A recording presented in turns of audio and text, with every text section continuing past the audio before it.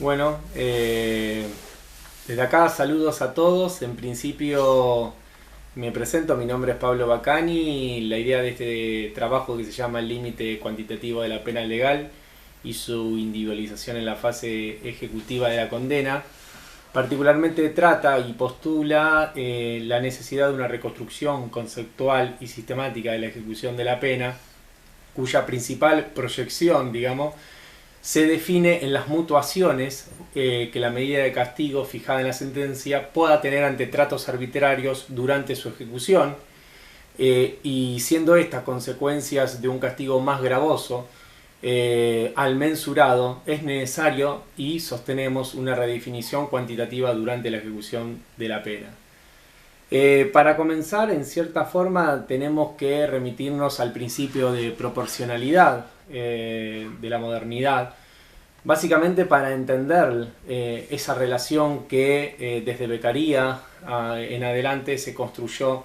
con relación a que la pena guarde cierta proporción con la magnitud del delito y que el castigo no resulte más excesivo que esa medida. Y en cierta forma, digamos, desde aquí en adelante se ha creído, el derecho penal ha creído particularmente en la regulación legal contra los castigos físicos, con el objetivo de garantizar en cierta forma una pena que posibilitara un mal idóneo o una pena que en cierta manera fuese económica y no necesariamente costosa. Tal es así que en 1776, en el desarrollo de esta teoría, se define la prohibición, por primera vez, de prohibición de tratos crueles, con lo cual, digamos, la relación entre una medida y la prohibición de tratos crueles fue, digamos, como una consecuencia necesaria en ambos sentidos. Esta breve referencia, digamos, tratan de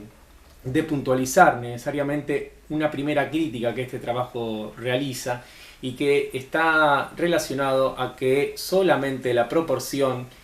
ha quedado definido como una práctica jurídica que se concreta únicamente en la escala y la individualización de la pena, por lo que esta pena no es valorada durante su ejecución conforme al castigo en que fuese o fuera mensurado. Es decir, durante 250 años se ha diferenciado la operación jurídica de determinar en la sentencia una cantidad mensurable de castigo en términos de privación de libertad de todo lo ateniente a la ejecución de la pena, sin verificarse si el trato punitivo se ha correspondido a esa medida valorada. Esto ha tenido como principal problema en la práctica jurídica naturalizar las prácticas de prisión y necesariamente ha tenido como consecuencia regular el derecho de ejecución penal en términos positivos,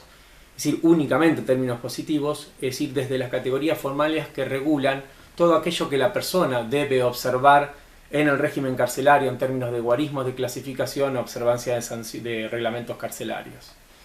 De esta forma, entonces, el contenido real del castigo ha estado exento de toda redefinición cuantitativa en términos mensurados en la sentencia, cuando toda aplicación de la pena más gravosa que la privación de libertad no es otra cosa que una pena arbitraria y por ende debe ser manifestada en una medida de mayor valor de aquella. La medida del castigo solo se determinó entonces en términos legítimos en la sentencia, situación que resulta hoy por hoy de lo más contradictoria cuando, dentro de uno de los principales compromisos del Estado de Derecho, es la prohibición de la tortura y los tratos arbitrarios. Con lo cual tenemos actualmente una práctica jurídica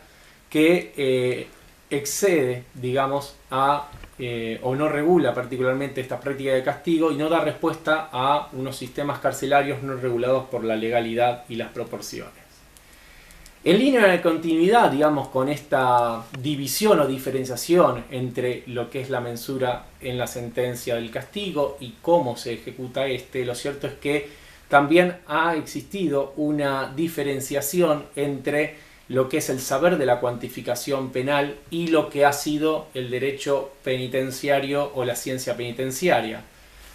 Ambos se consolidaron como saberes autónomos entre sí durante particularmente el siglo XX, y hay manifestaciones concretas de esta, es decir, desde Saleilis a von Hirsch, Demetrio Crespo o Dolcini. El saber relativo a la cuantificación punitiva no se extendió a una regulación que ampliara el objeto a la ejecución penal, sino particularmente la medida de la pena siempre fue percibida independientemente de lo carcelario.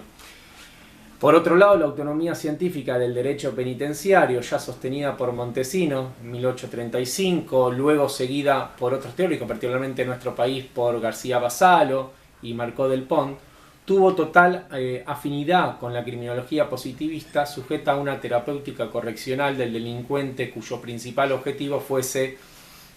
la reintegración social de esta persona. En cierta manera, entonces, el llamado derecho de ejecución penal solo fue objeto de análisis relacionado a una programación normativa que únicamente relevara consecuencias jurídicas relativas a una manifestación formal del castigo. En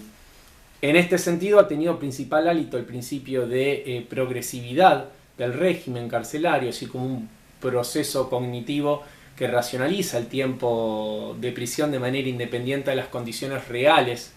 que presos y presas tienen para acceder a los medios por los cuales pueden avanzar en el régimen carcelario. Es decir, pueden obtener sus derechos, pueden acceder al trabajo, pueden acceder a la educación y demás. Desde aquí, entonces, lo más interesante de este proceso es que véase que la reducción temporal de la privación de libertad en términos de aminoración dentro del régimen penitenciario en la ejecución de la pena solamente estuvo vinculada a aquellos casos en términos de realización de derechos, pero no en relación a la privación de los mismos. Es decir, aquel que tiene posibilidades objetivas y más creíbles, digamos, de acceder a una libertad condicional o a una libertad asistida, como le mencionamos acá, es aquella persona que tiene mayor acceso a determinados medios, pero no aquel que está privado de estos condicionamientos y por ende nunca podría acceder a estos llamados beneficios. Y de esta manera, entonces, que la ley ha siempre, y el derecho penal en general, digamos, ha mantenido una noción de tiempo de prisión ajeno al trato punitivo, y de esta manera se ha expresado en la progresividad, en la llamada progresividad de la pena. Particularmente expuesta en una especie de meritocracia a cargo del condenado, en la cual todo depende de su voluntad para acceder, digamos, a este tipo de libertades. Entonces, en cierta manera, es decir, la individualización de la pena ha quedado aferrado entonces a un desvirtuado modelo progresivo de castigo que excluye la trama de tiempos cualitativamente distintos con expresión a las variaciones más gravosas que el condenado tiene durante la pena, y particularmente en términos de restricción concreta de derechos. Lo que aquí proponemos entonces es que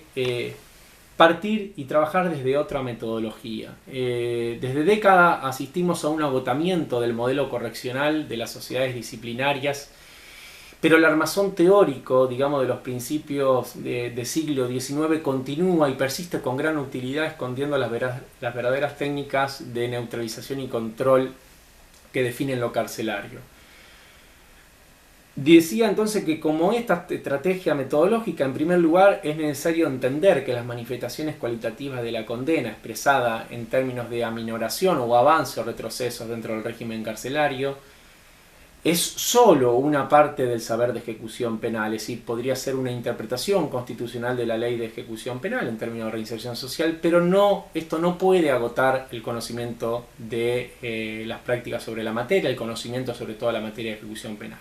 Este abordaje necesariamente debe ser ampliado y su principal objeto debe estar ligado a un saber bidifuncional entre la cantidad de pena que habilitó la sentencia sobre cada condenado y aquella calidad que se encuentra ejecutando. Es decir, uno de los principales objetivos entonces que tenemos que señalar durante la ejecución penal es esta relación entre cantidad mensurada de pena en privación legal de libertad y calidad de pena aplicada en términos de trato punitivo, con lo cual podríamos señalar al proceso de ejecución penal como una permanente redefinición cuantitativa de la condena y un proceso de individualización que permita de alguna otra manera no cuantificar y hacer compensable aquella medida fijada en la sentencia, pudiendo redefinirla en la ejecución penal. Con lo cual, básicamente lo que sostenemos es que a través de tratos arbitrarios reiterados, e intensivos, evidentemente existe un mayor valor de aquella pena que se encuentra definida en la sentencia y por ende será necesario determinar ese mayor valor en relación al tiempo cronológico de pena ya transcurrido. Es necesario entonces extender este proceso de determinación de la pena en la etapa de ejecución penal y básicamente definirlo en tres objetivos claros, es decir, por un lugar proponer una concreta aplicación del principio de prohibición de doble punición y proporcionalidad en la parte de castigo que se está ejecutando, definir una nueva conceptualización del régimen progresivo de la pena en un sistema que permita su aplicación ante penas crueles y no solo en términos de penas lícitas, comprender que el tiempo de prisión, como aquel proceso que durante el transcurso cronológico se constituye en lapsos ocupados por diversas privaciones que neutralizan o afectan los derechos tutelados, y definir otra mensuración punitiva como medida cualitativa para relacionar el decir jurídico con la prisión. Para finalizar entonces, insistimos que la coerción pública debe seguir teniendo un límite que puede ser establecido de antemano en la sentencia, pero entender, digamos, que esta es solo una proyección del sufrimiento pautado y es su ejecución, digamos, la que define su contenido y por lo tanto es allí donde, digamos, la medida de castigo debe ser redefinida constantemente. Muchas gracias.